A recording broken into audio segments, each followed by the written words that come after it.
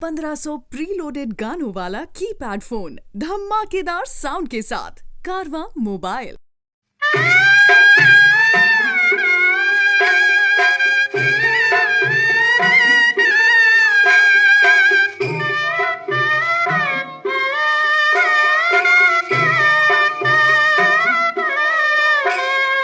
सीता के सकल देखी रखथिन जनक रीखी, आबे सीता रहली कुमार गे माई। आबहो वशिष्ठ मुनि दिनवा विचारहु, सीता के लगन बड़ऊ साहुल गे माई।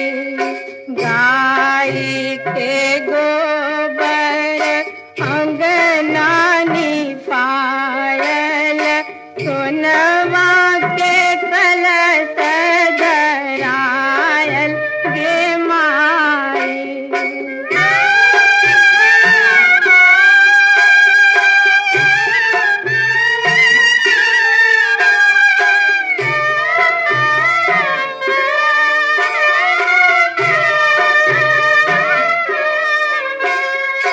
आबहो बजनिया भैया बजवा बजावहु, सीता के होई छै बियाह गे माई।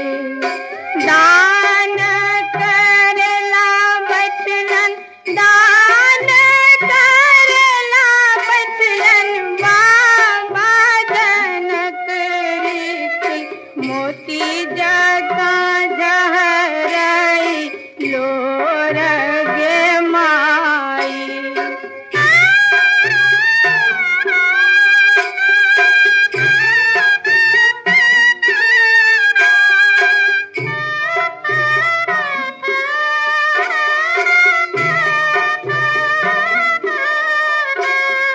बेटवा जे रहता बेटी, फेरी से बियाही तो बेटी के बियाहलन जाए गे माई।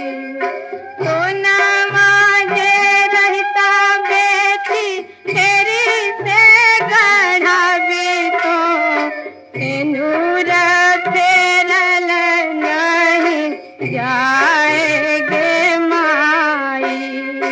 सिंदूर फेर